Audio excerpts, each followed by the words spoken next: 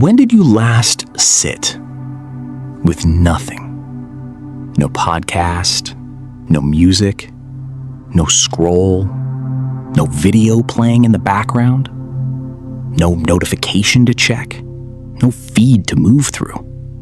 Just you, sitting, present in the room you're actually in. Try to remember the last time that happened, voluntarily. For most of us, the honest answer is, we can't.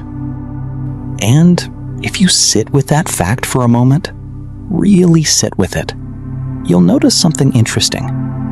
A mild discomfort, a vague pull toward the phone, a sense that this stillness is somehow wrong, that something should be happening, that you should be doing something, consuming something, engaging with something. That discomfort is the most important thing I'm going to ask you to notice today. Because that discomfort is not natural. It was built. Not by you, not by some weakness in your character or some failure of your discipline. It was built systematically and deliberately by the most sophisticated behavioral engineers in human history. People who understood your psychology better than you do, who designed environments specifically calibrated to make stillness feel intolerable and scrolling feel necessary. Here's the thing about theft. The most effective kind is the kind you don't notice while it's happening. A man who knows he's being robbed can defend himself. A man who doesn't know, who thinks he's choosing freely, who experiences the scrolling as relaxation and the checking as connection, that man has no defense at all. This episode is about learning to see what is actually happening. Not to make you angry, not to generate outrage about technology companies, to give you back the one thing that once you understand its value, you'll never spend carelessly again. Your attention. I want to start with a specific moment. You pick up your phone for a reason, a genuine one. You want to check something, reply to someone, look something up. A 30-second task. And then somewhere in the process, something else catches your attention. A notification, a post, a video that starts automatically. And you follow it. And then something after it. And at some point, 5 minutes later, 20 minutes later, sometimes more, you surface, like coming up from underwater. And the task that brought you to the phone in the first place, still undone. And where did that time go? You can't quite account for it. You watched things, scrolled things, maybe reacted to things. But you couldn't really reconstruct it if you tried. It didn't leave much behind. That experience, the surfacing, the slight disorientation, the sense of time having passed without quite being used, is one of the most common human experiences of the modern world. And it is so common, so routine, so woven into the texture of daily life that most of us have stopped questioning it. We should start questioning it. Not because social media is evil, not because technology is the enemy. These are not the interesting conclusions, and they don't help you do anything useful. But because something is happening to your attention, your most finite, most valuable, most consequential resource, and it deserves to be understood clearly. The goal of this episode is not to make you delete your apps. It's not to convert you to some kind of digital minimalism that requires constant willpower and makes you slightly self-righteous at dinner parties. The goal is to help you see the mechanism. Because once you can see the mechanism, you can make a genuine choice. Right now, most of us aren't making a choice. We're following a pattern that was designed for us. And there's a significant difference. Let me tell you something that the people who designed your apps have said openly. In 2017, Sean Parker, one of the early architects of Facebook, gave an interview in which he described, without any apparent concern, how the platform was built. He said, "How do we consume as much of your time and conscious attention as possible?" That was the design question.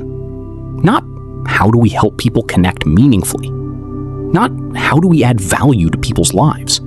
How do we consume as much of your time and conscious attention as possible? He described the solution they arrived at: the occasional like, the occasional comment, the unpredictable appearance of something interesting, a little dopamine hit, as he called it, to keep you coming back, to give you just enough reward, unpredictably enough, to keep the behavior going. He admitted that they knew what they were building. He said it might be doing something bad to society. And then he implied that it didn't particularly matter.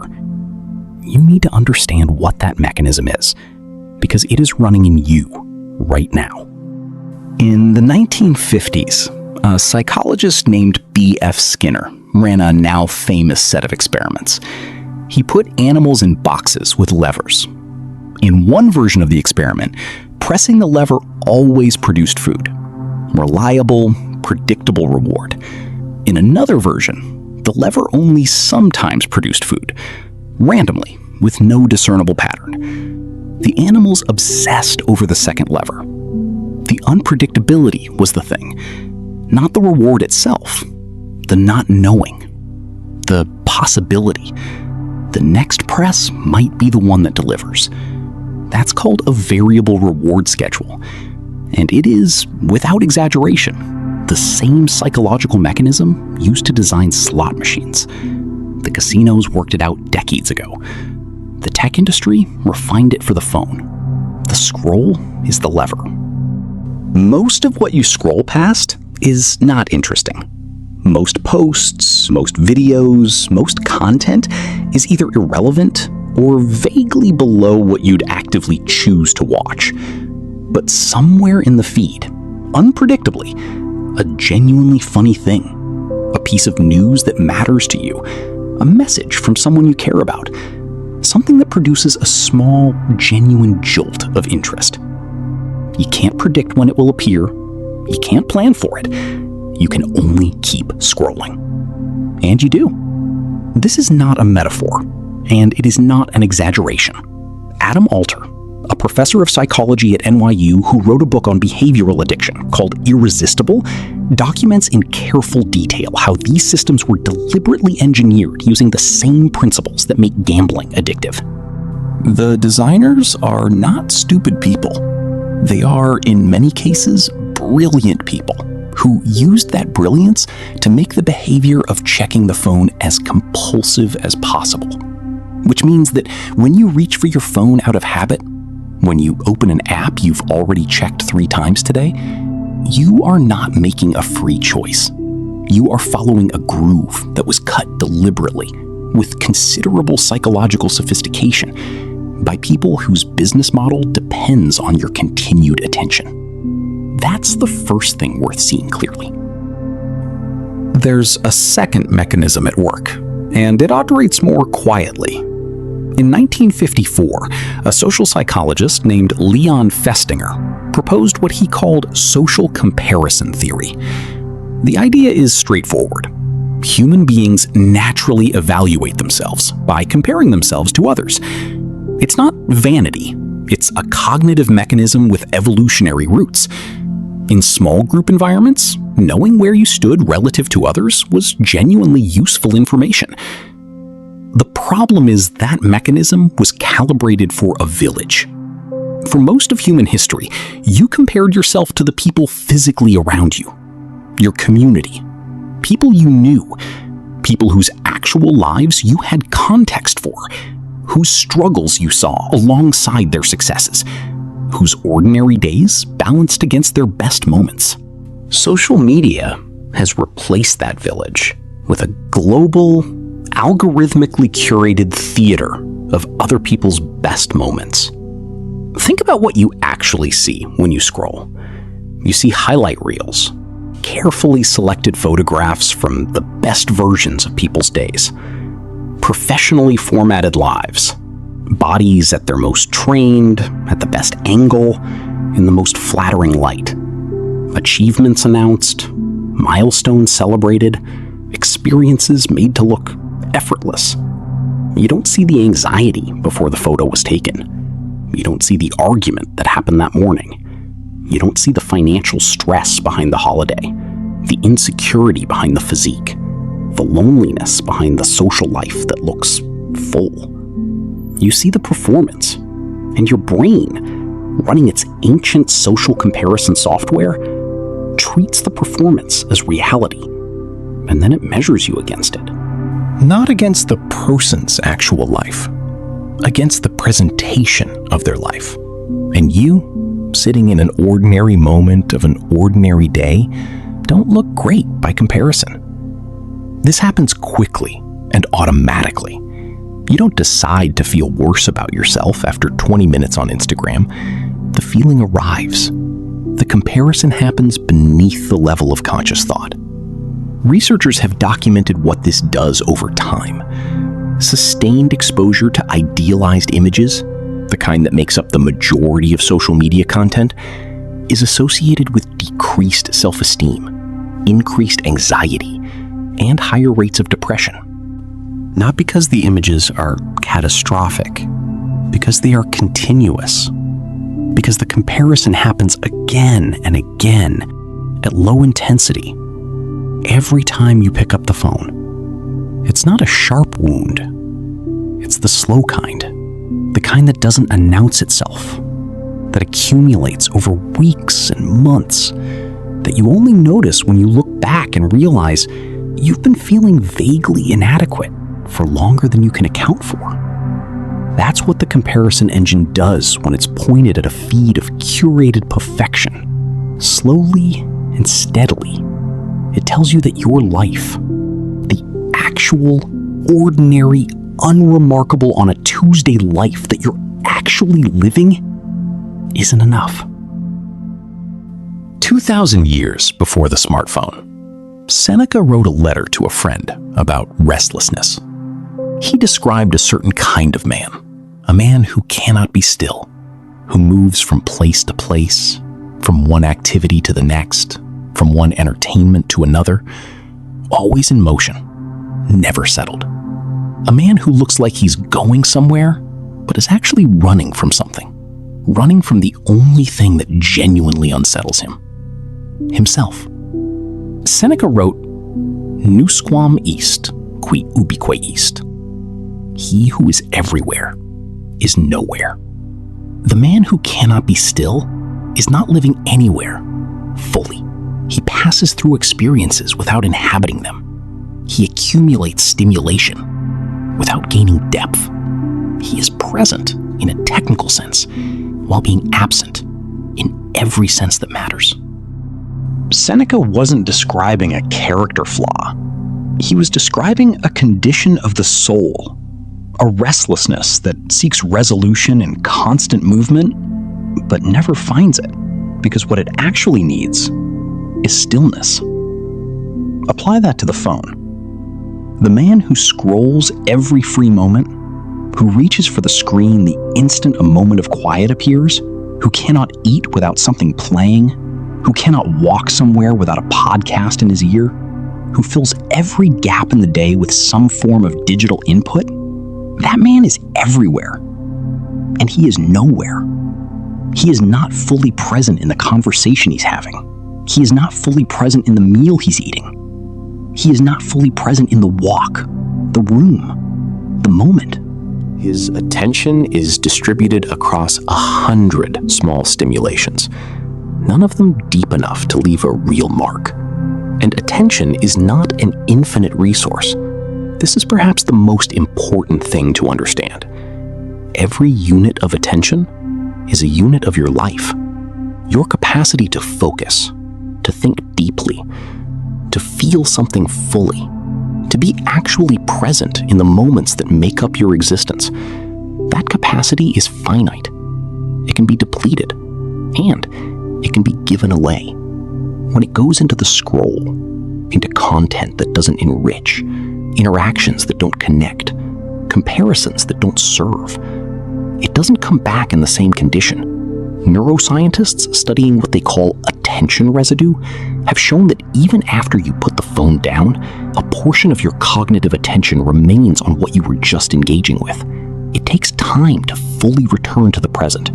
The more frequent the interruption, the less capacity you have for the kind of sustained, deep focus that produces meaningful work, meaningful thought, and meaningful presence.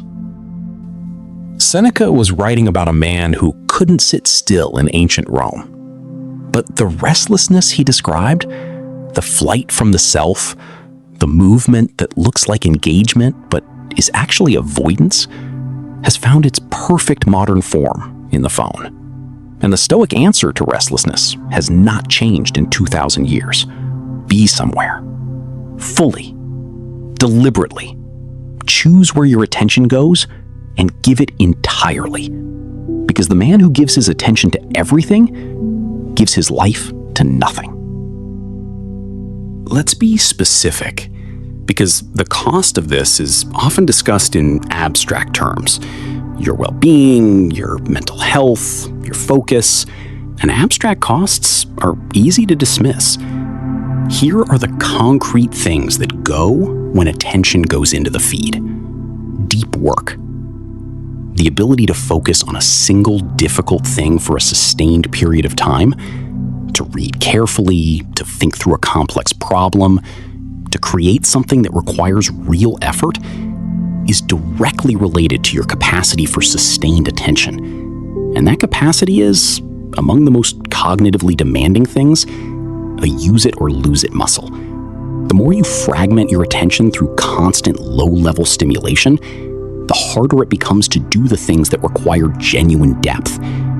The men who are building something meaningful in their careers, their creative work, their intellectual lives, are men who have protected their attention enough to actually go deep. Presence. The moments that matter in a life are almost universally ordinary moments. A real conversation with someone you love, a morning that isn't rushed, time with a friend that goes somewhere unexpected. The experience of actually being in a place, rather than documenting it. These moments require presence to be felt, and presence requires attention. The man who is half present, one eye on the room, one eye on the phone, does not get these moments. He passes through them and wonders later why nothing feels significant. Contentment. The comparison engine runs automatically, but it runs on fuel. The fuel is exposure to content designed to make you feel that your current situation is inadequate. Every hour in the feed is an hour of input saying, not enough, not yet. Other people are further ahead. Over time, this erodes the capacity for ordinary contentment, the ability to feel that the actual life in front of you is worth inhabiting. That erosion is quiet, but it is real, and it makes genuine satisfaction harder to access. Self-knowledge. This one is the least obvious.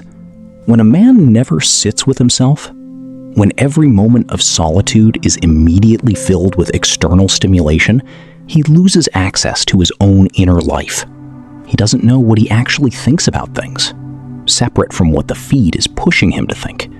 He doesn't know what he genuinely values because he's never been quiet long enough to find out. He confuses his preferences with the algorithm's suggestions. And a man who doesn't know himself cannot build a life that actually fits him. These costs accumulate invisibly. No single scroll session produces them, but the daily habit, compounded over months and years, leaves marks. Here's what I want you to understand at the deepest level. Your attention is not a resource you have. It is something closer to what you are. Think about it. The experiences that constitute your life, the memories you will carry, the people you will have known, the moments that will have meant something, all of them required your attention to exist for you at all. The conversation you had while looking at your phone? You were there, technically. But were you? The meal you ate while watching something? Did it register? The friend you met for an hour but whose company you half occupied? Where your attention goes, you go. What you attend to, you live. What you don't attend to, you miss. Even if you were physically present. The Stoics understood this in their own language. The faculty of attention, the choice about where the mind directs itself, was not merely a matter of productivity for them. It was a matter of the soul. How a man spent his attention was how he spent his life. Seneca, in the same letter, wrote about the importance of collecting oneself, of gathering back what has been scattered, of returning to the self after it has been dispersed. That is not mystical language. It is a precise description of what deliberate attention management actually feels like. When you put the phone down and sit with the room you're in, when you read one thing deeply instead of scanning many things shallowly, when you have a conversation and are actually in it, when you work on something that matters and give it everything. You feel more alive in those moments. Not because they are dramatic. Often they are not. Because you are actually there. The scattered man, the man who is everywhere and therefore nowhere, loses his life not in one dramatic theft, but in 1,000 small absences. And the man who reclaims his attention reclaims something more than focus. He reclaims himself. Not a detox, not a set of rules you'll abandon in 2 weeks. A philosophy, a genuine change in how you relate to where your attention goes. 3 things worth building. The first, see the mechanism. You cannot fight what you cannot see. The most important practice is the simplest. Begin to notice the moments when the phone reaches you before you reach for it. Notice the automatic scroll, the one that started before you made a decision. Notice the pull toward the feed in moments of quiet or discomfort. You don't need to resist these moments yet. Just observe them. When you can see the pattern clearly, when you can watch the mechanism operating in real time, you've already moved from unconscious behavior to conscious choice. That gap is everything. A useful exercise. Before you open any social media app, pause for 2 seconds. Not to decide against it, just to insert a pause between the impulse and the action. That pause, small as it is, interrupts the automatic loop. Seneca called this the practice of returning to oneself. In modern terms, it's the difference between choosing and reacting. The second, protect one pocket of genuine presence daily. You do not need to overhaul your entire relationship with your phone tomorrow. What you need is to have at least one sustained period each day in which your attention is genuinely yours. This looks different for different men. For some, it's a morning hour, no phone before a certain time, giving the mind a chance to be awake before it's flooded. For others, it's a walk without earphones, a meal eaten in actual presence, an evening without screens after a certain point. The specific form matters less than the daily consistency. What you are doing is building a reference point, a regular experience of what it feels like to be fully present, fully here, fully yourself. And that reference point, over time, begins to make the contrast clear. You start to feel the absence of it in a way you didn't before. That feeling is not deprivation. That feeling is data. It tells you what the constant input was costing you. The third, direct attention intentionally, not algorithmically. This is the mature practice. Rather than scrolling to see what the algorithm has prepared for you, decide in advance what is worth your attention. This isn't about consuming less. It's about consuming deliberately. If there's a book you want to read, read it. If there's a documentary worth watching, watch it. If there's a conversation you've been meaning to have it.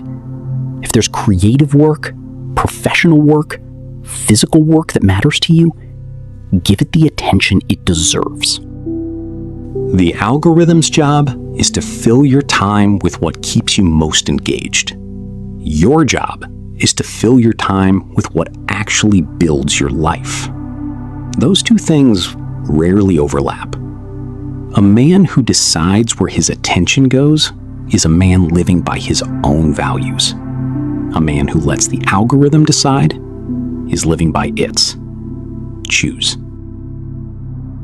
Come back to the question I asked at the beginning. When did you last sit with nothing? I want to offer that question differently now. When did you last give yourself the experience of actually being where you are? Not performed presence. Not the kind of presence that gets announced in an Instagram caption about being in the moment while the phone is still warm in your pocket. Actual presence. Actual attention. Actual inhabiting of your own life. Seneca wrote to his friend that the restless man who cannot be still is searching for something he will never find through movement. That the thing he is running from, the self, the silence, the honest reckoning with how he is actually spending his one life, will still be there when he stops. And that stopping is not failure. Stopping is the beginning of the only thing that ever actually satisfies. Not more stimulation, not the right scroll, the right piece of content, the right hit of novelty.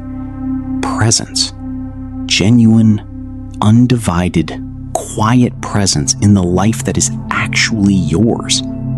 That life is happening right now. While you were scrolling, it was happening. While you were checking, it was happening. The only question is whether you are there for it.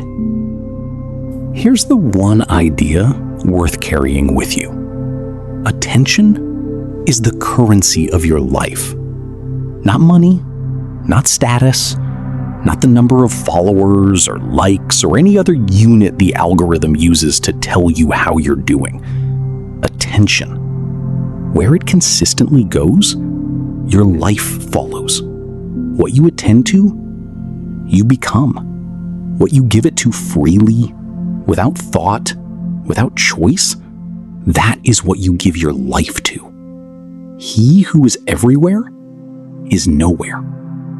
Be somewhere. Fully, deliberately, daily.